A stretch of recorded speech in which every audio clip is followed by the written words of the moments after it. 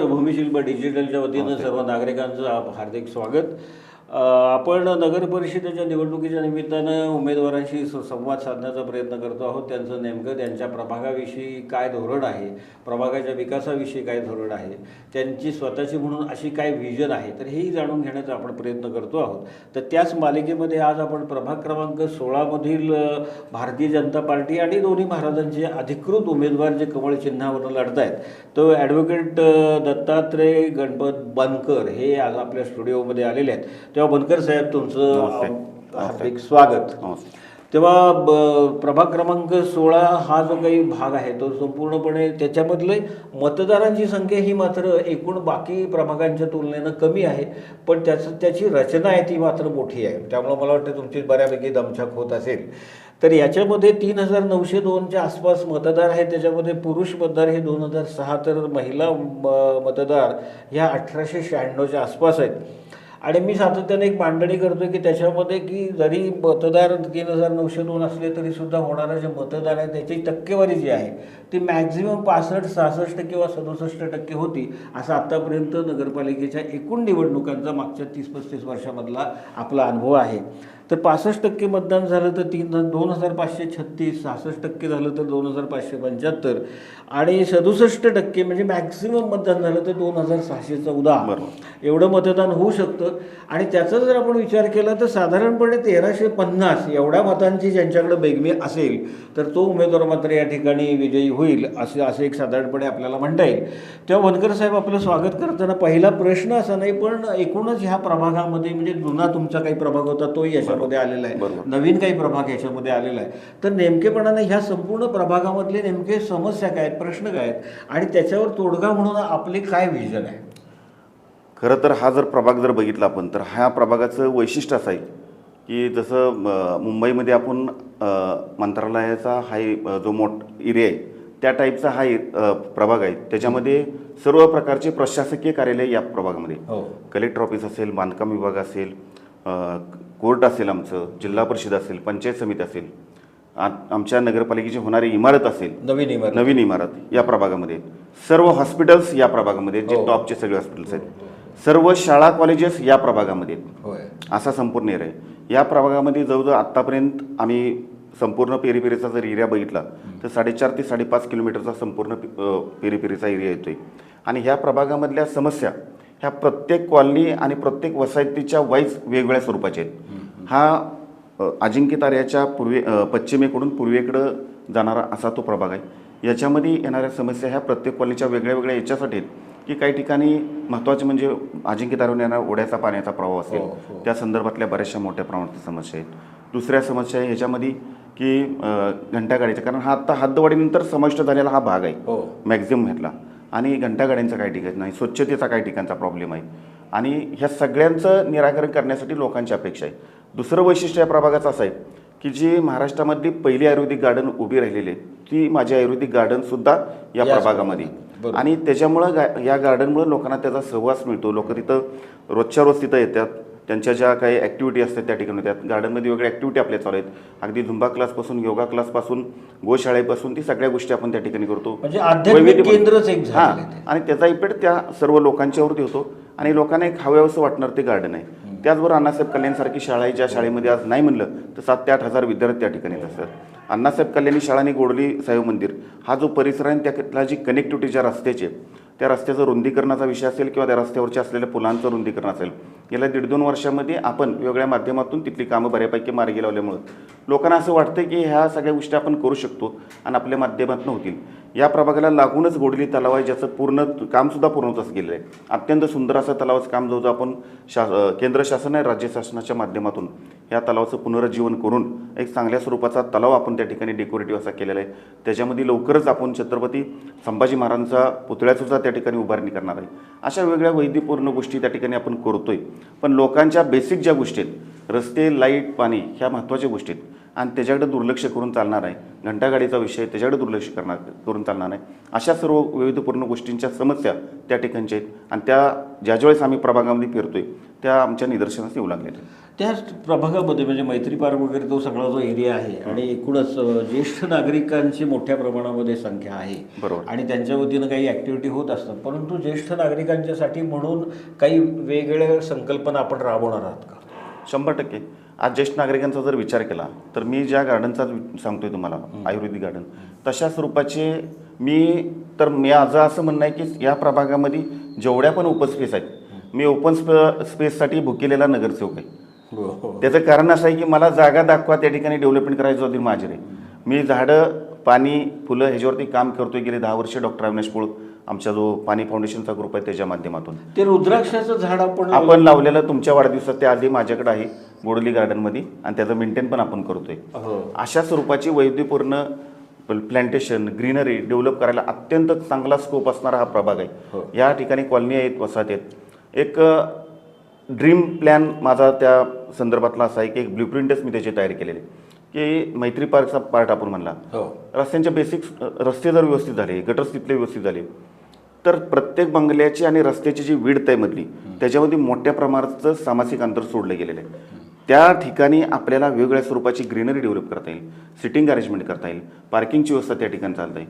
एक विजन ठेवून जर काम केलं ना तर चांगलं काम करण्याचा स्कोप असणारा असा हा प्रभाग आहे. आपल्या प्रभागामधले काही एरिया असे आहेत की जिथं रात्री 10 नंतर मात्र असं एकट्या माणसाला जायला थोडंसं भीतीदायक वाटतं, कारण काही असा आयसोलेटेड असा तो एरिया आहे. तर तिथं काही सुरक्षेच्या दृष्टिकोनातून CCTV कॅमेरे म्हणा किंवा अशा काही यंत्रणा उभारण्याचा काही आपला संकल्प आहे का? हा प्रभागाची कनेक्टिव्हिटी मुंबई बेंगलोर हायवेला पण हो, याच्या संदर्भात आम्ही हा विचार केलेला आहे की हायवेला टच होणारे 2 रस्ते आमचे मोठे जातात. त्याच्यामधून पहिला रस्ता जो जातो जिल्हा परिषदकडनं जाणारा आपल्या कोरेगावकडे जाणारा रस्ता, दुसरा जातो तर रहमतपूरकडनं जाणारा रहमतपूर रस्ता. हे 2 रस्त्याची कनेक्टिव्हिटी तिथं आहे. जास्तीत जास्त क्राईम ज्यावेळेस होतो ना त्यावेळेस ह्या रस्त्यावरून लोकांनी जाणं किंवा चोर असतील, पॉकेटमार असतील, चेन स्नॅचर असतील, ह्या लोकांचा त्या बाजून वावर असतो. तर आपला त्या दृष्टीने असा विचार आहे की पाठीमागच्या DPDCमध्ये जवळजवळ 6.5 कोटी रुपये आपण एंट्री पॉईंटवरती अशा स्वरूपाचे कॅमेरे लावण्याचा विषय नुकताच मंजूर झालेला आहे. आमचंही प्लॅनिंग आता असं आहे की हे जे मंजूर झालेले विषय आहेत ह्या मंजूर झालेल्या विषयाला पहिल्यांदा चालना देऊन सातारा शहराचे जे एंट्री पॉईंट आहेत सगळे त्याच्यामध्ये माझ्या प्रभागामधले येणारे 2 रस्ते तिथं कॅमेऱ्याचं लवकरात लवकर पुढच्या 1-2 महिन्यामध्ये आपण इन्स्टॉलेशन करून क्राईम कसा रोखता येईल आणि महिलांची सुरक्षा त्यातली महत्त्वाची ती कशी व्यवस्थित रूपात देता येईल याच्यावरती आपण निर्णय नक्कीच घेऊ. म्हणजे त्याच्यामध्ये अंतर्गत ज्या आहेत कॉलन्या त्यांचा पण समावेश करणार 100%.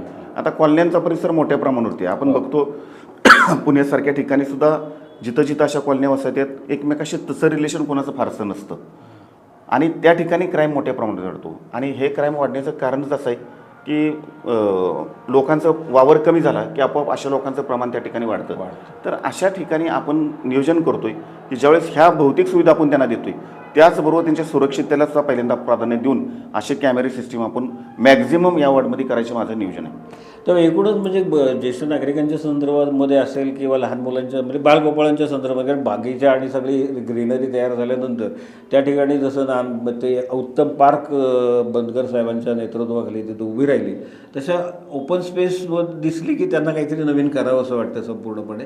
तर त्याच्यामुळं हा असा एक सुशोभित असा प्रभाग निश्चितपणानं होईल आणि त्यांची जी काही व्हिजन आहे तर ती त्यांनी व्यक्त केलेली आहे. आणि एकूण प्रत्येक प्रभागामधल्या प्रत्येक ज्याला आपण म्हणतो ना की परिसराचा असा त्यांनी त्याचा नेमका अभ्यास करून एक ब्लूप्रिंट त्याची तयार केलेली आहे. त्याच्या बरोबरीनं बनकर साहेब हे सातारा विकास आघाडी होती त्यावेळेला त्याचे पक्ष प्रतोद म्हणून त्यांनी काम केलेलं होतं. त्यानंतर उपनगराध्यक्ष म्हणून सुद्धा त्यांनी काम केलं. आणि एकूणच सातारा विकास आघाडी आणि उदयनराजे भोसले यांचे खंदे समर्थक उजवे हात आपण म्हणूया. आणि महाराज साहेबांच्या सर्व यंत्रणामध्ये त्यांच्याकडे मोठ्या जबाबदाऱ्या असतात. तर त्याच्यामुळं ते एक केवळ नगरसेवक आहेत किंवा माजी उपनगराध्यक्ष होते एवढेच त्यांची एक आयडेंटिटी नाही आहे, तर एक त्या पक्षामध्ये सुद्धा एक नेते म्हणून अशी एक हे आहे. आणि त्यांनीच आत्ता जे काही भारतीय जनता पार्टीच्या वतीनं जे मुलाखती झाल्या तर त्याच्यामध्ये अविनाश कदम आणि दत्ता बनकर यांनीच त्या मुलाखती घेतलेल्या होत्या. पण बनकर साहेब मला सांगा की एक साधारणपणे सातारा शहरामध्ये असा एक प्रवाह आहे किंवा प्रसार केला जातोय की या निवडणुकीमध्ये, म्हणजे तुम्ही त्या सगळ्या निर्णय प्रक्रियेत होता म्हणून विचारतो, की उदयनराजेंच्या गटावरती किंवा उदयनराजेंच्या ग्रुपवरती पुराश्रमीची सातारा विकास आघाडी यांच्यावरती अन्याय झाला आणि नगराध्यक्षपदाचा उमेदवार सुद्धा हा उदयनराजेंच्या विचारांचा होता, परंतु तो ऐनवेळी बदलला गेला. तर अशा पद्धतीनं एक ज्याला आपण उलटसुलट चर्चा चालू आहे, तर नेमकी वस्तुस्थिती काय? सातारा नगरपालिकेच्या या सार्वत्रिक निवडणुकीमध्ये पहिल्यापासून मी सातारा विकास आघाडीचा प्रमुख म्हणून म्हणा किंवा उदयनराजेंच्या नेतृत्वाखाली मी काम करत असताना जे कामकाज करायचं ते महाराज साहेबांच्या विचार आणि त्यांच्या प्रत्येक गोष्टी सातारा शहरातल्या कशा पद्धतीने राबवायच्या या दृष्टीने मी करत आलेलो आहे. आज ही ज्यावेळेस निवडणूक लागू झाली त्यावेळेस पहिल्यांदा असं ठरलं की ही निवडणूक पक्षीय चिन्हावरती लढवायची आणि पक्षीय सूत्रानुसार ज्या गोष्टी पक्ष फायनल करेल त्याच्यावरती सर्वांनी काम करायचं. आज लोकसभेची जर निवडणूक बघितली तर आपण कमळ चिन्हावरती भारतीय जनता पार्टी केली. विधानसभेची निवडणूक बघितली तर नामदार श्रीमंत छत्रपती शिवेंद्रराजे भोसले यांची ती सुद्धा निवडणूक आपण कमळ चिन्हावरती निवडू.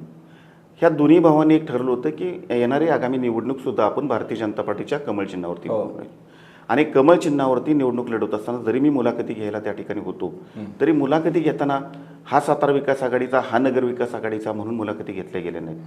तर भारतीय जनता पार्टीचा तो कार्यकर्ता आहे, तो त्या ठिकाणी मुलाखती द्यायला आहे. त्या दृष्टिकोनातूनच आम्ही त्याच्याशी डिस्कशन करून मुलाखती करून घेतल्या. तो 378 जणांच्या मुलाखती नगरसेवक पदासाठी आणि जो 21 जणांच्या नगराध्यक्ष पदासाठीच्या मुलाखती मी घेतल्या आणि त्याच्यातून तो सर काढून ते फायनल केलं.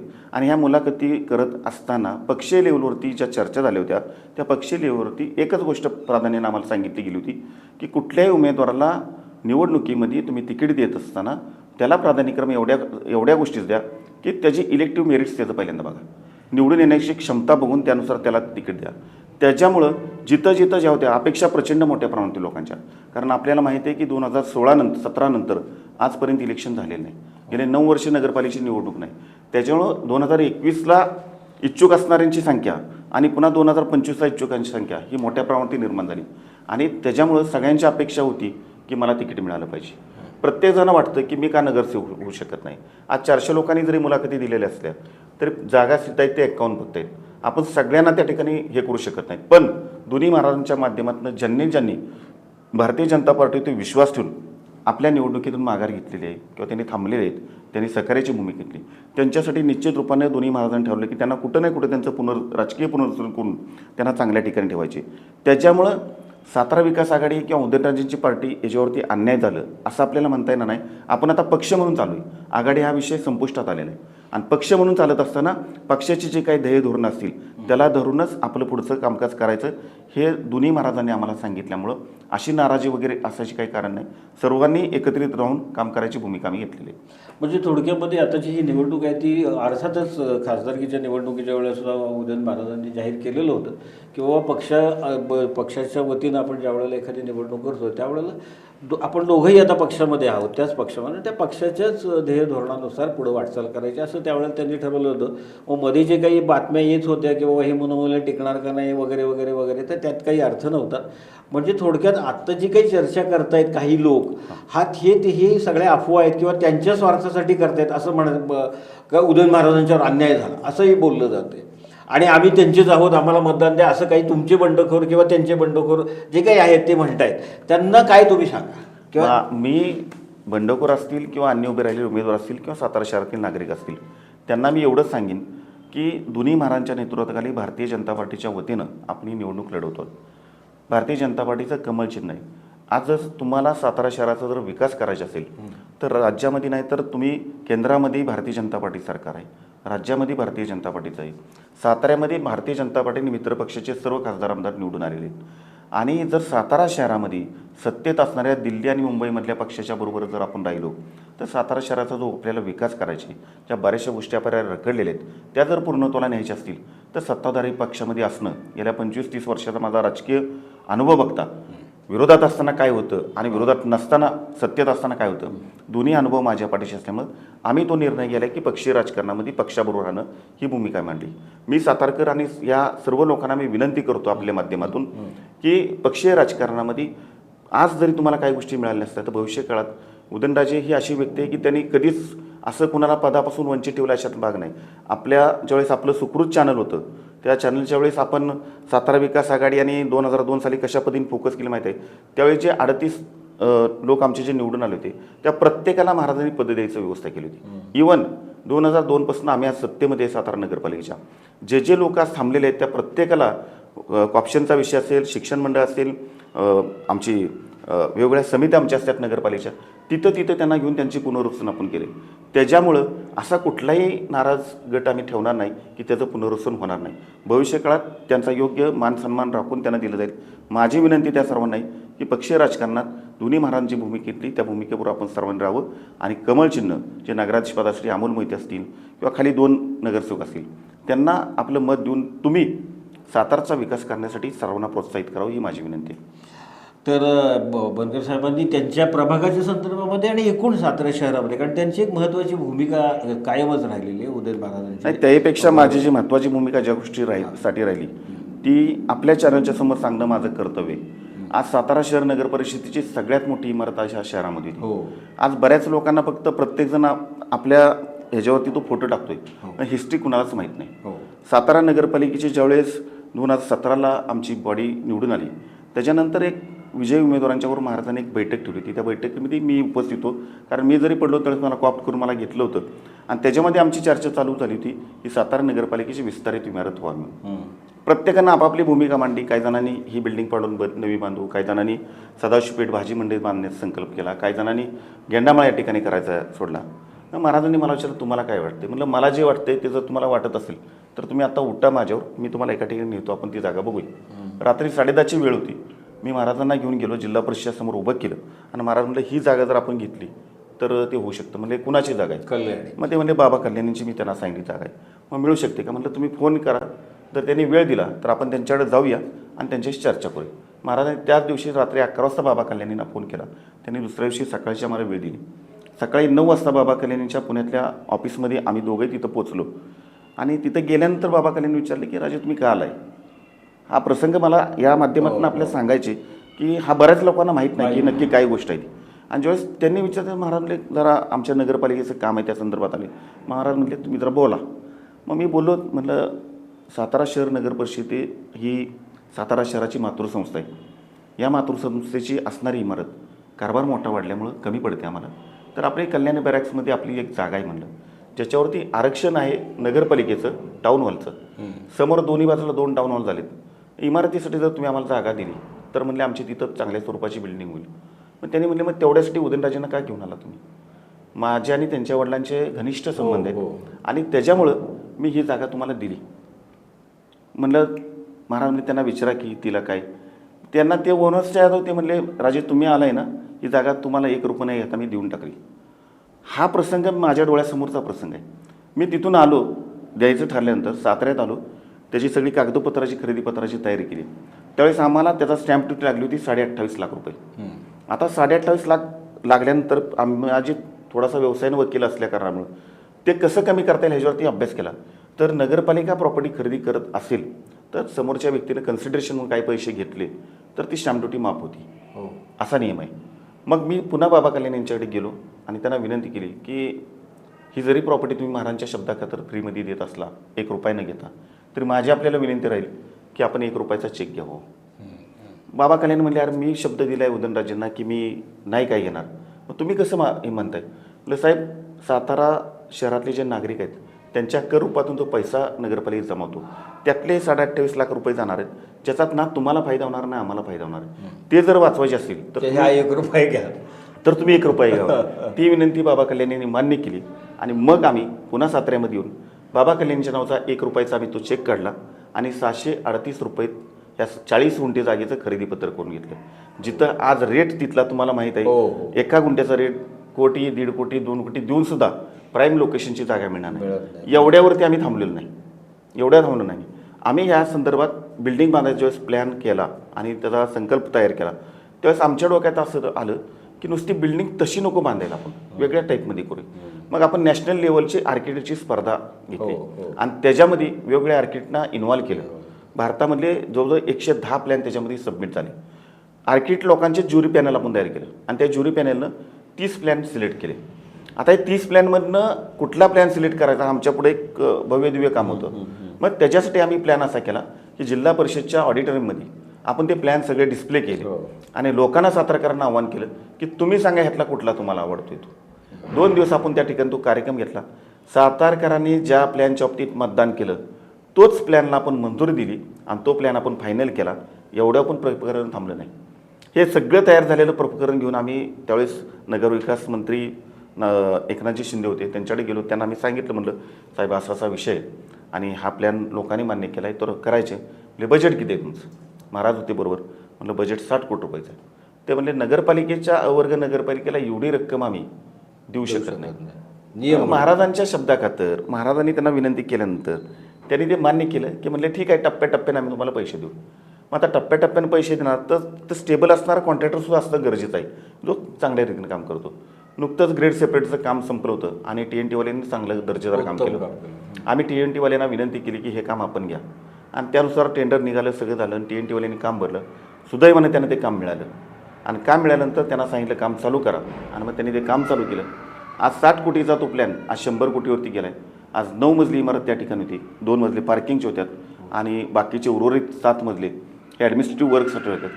एक भव्य दिव्य इमारत झाली. त्या इमारतीत करतानाच आम्ही नियोजन असं केलं होतं की सातारा नगरपालिका भविष्यामध्ये जर तुमच्या महानगरपालिकेमध्ये रूपांतरित झाली तरीसुद्धा या इमारतीचा वापर तुम्हाला करता येईल अशा स्वरूपाची ती इमारत आज सातारकरांच्या सेवेत पुढच्या 2 ते 3 महिन्यामध्ये सादर होती.